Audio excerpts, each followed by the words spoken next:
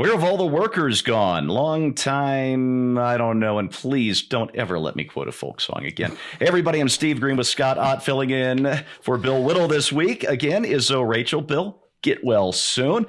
And yeah, gentlemen, I need to apologize up front because I'm going to have to mention some really big numbers. That's always boring. But the numbers are just a jumping off point for what I hope is the interesting stuff. So bear with me for just a second here. According to the weird folks at, thank you, Scott. He's got the calculator right there.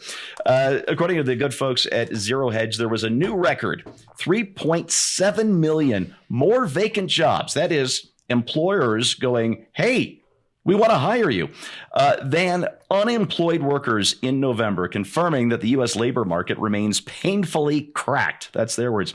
Meanwhile, this is my words, more than 4 million people quit their jobs in November as the Great Resignation continues. There are something like 10.5 million unfilled jobs out there, Scott, at a time of rising wages. Why aren't they getting filled?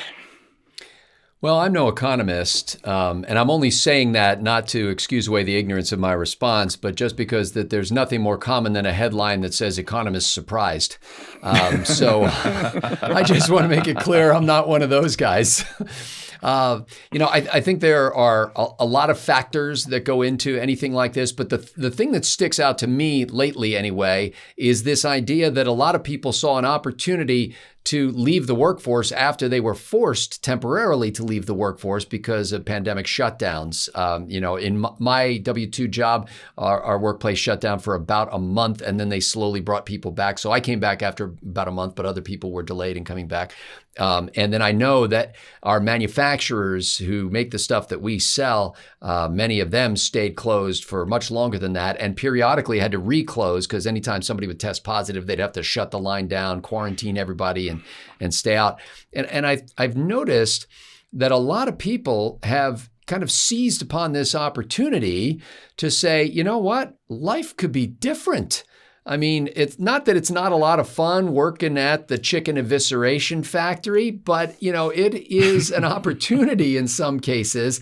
At the very least, I want to look at it this way. I know some people have taken the opportunity to say, I'm not going to be a wage slave anymore. I'm not going to just trade my time for money, but I'm going to find a way to explore the skills that I have. And it's become easier and easier to peddle those skills through the internet and in ways where you can work remotely. And I think it was kind of for people who have been dreaming of quitting their jobs, I think it gave them the impetus to say, okay, here's a trial run. I know even while I was off for a month, I spent a lot of that month learning how to code, believe it or not, learning how to create apps in something called Microsoft Power Platform. And that was really great. And I've picked up some skills as a result of that I could sell if I wish to, in other ways. And I think a lot of people have chosen to do that. They've moved on and they've taken different roles and they're not going to come back, not necessarily because they're layabouts who don't want to work, but because they don't want to do that kind of work. And I think that's an altogether salutary thing for the economy. I think we're going through a major churn period.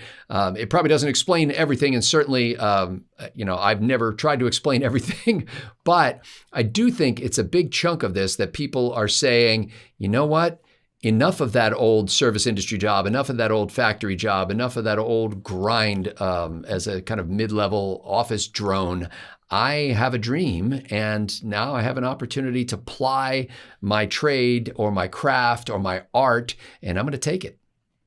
Yeah, I think you've found part of the truth there, Scott. Although, I do want to say something to the YouTube algorithm or the YouTube censors who watch these things. Scott said that he himself learned to code, and he wasn't telling one of our reality dispensers in our highly trained and infallible journalism corps that they should go learn to code. So let's just be clear on that so we don't get banned or demonetized again or anything like that. Scott himself learned to code. And he liked it.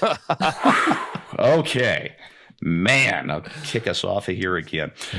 Zoe, the other part, though, the part that Scott didn't cover is the labor participation rate, the labor force participation rate. That is of everybody who could get a job because they're not too young or too old or too sick, has not recovered. We've had a full economic recovery. You know, that we're producing as much wealth as we did before the lockdowns shut everything down.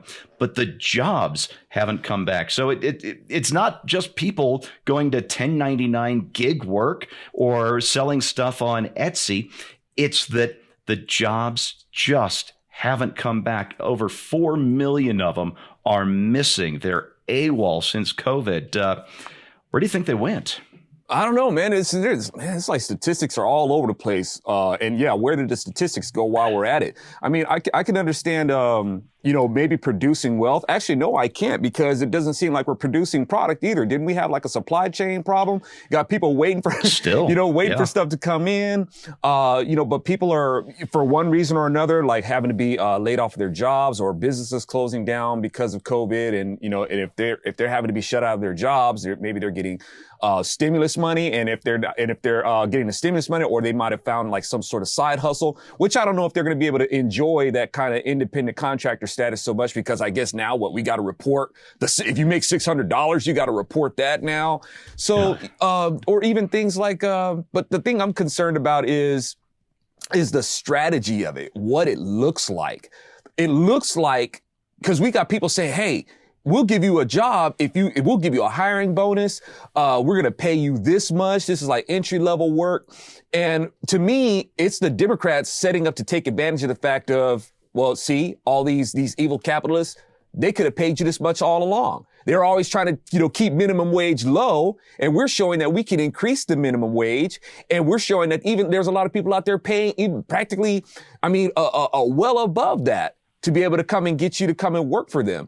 So it's like, what is it that we're supposed to look at as far as this goes? And I think, people might want to be really careful about, what it's looked like when they're offering more money for people to come and work for them.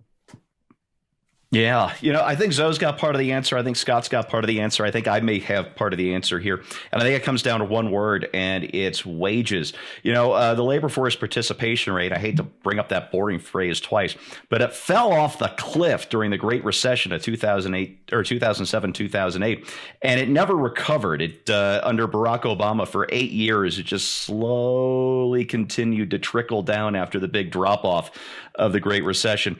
But the thing is, it started to kick back up a little under President Donald Trump's administration, right up until the COVID lockdowns. And of course, boom, it hit a brand new floor, just cratered, and it hasn't recovered. Those workers have not come back into the labor force. And here's why I think it's wages. Under Barack Obama, wages were essentially flat. The rich got richer and everybody else treaded water, basically. Under Donald Trump, wages were going up the most for those who made the least. It was something we hadn't seen in 20 or 30 years, and it's a great thing. It shows that when you deregulate the economy, those benefits, hate to use this phrase, trickle down to those who typically make the least. And it was a wonderful thing to see. And that's why workers were coming back into the workforce. People who had given up hope under all that Obama change. Well, guess what? Wages look like they're up. Signing bonuses, minimum wage, we pay way more than minimum wage and all that. But real wages are actually going down because of inflation. And why should people come back into the workforce when their working dollar buys them less and less every single month, no matter how many raises they get? That's your right angle on that, brought to you by the members of BillWhittle.com. I want to thank Zoe for filling in again for Bill this week. Bill, get well soon. So for Steve Green, oh wait, hey, that's me, Scott Ott and Zoe Rachel, thanks for watching. We'll see you next time.